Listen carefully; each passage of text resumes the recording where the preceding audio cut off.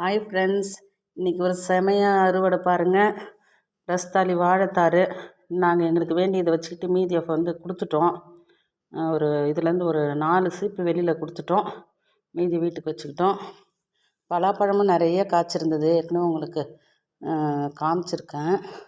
பலாப்பழத்தில் 1 மட்டும் வச்சுக்கிட்டோம்.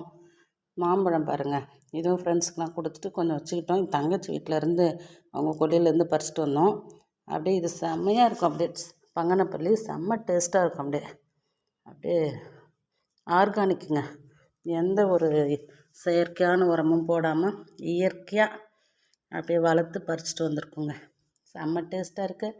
நீங்களும் அதே மாதிரியே செடி கொடிலாம் நட்டு அறுவடை பண்ணி சாப்பிட்டு பாருங்கள். அப்போ தாங்க அதனோட டேஸ்ட்டு தெரியும்.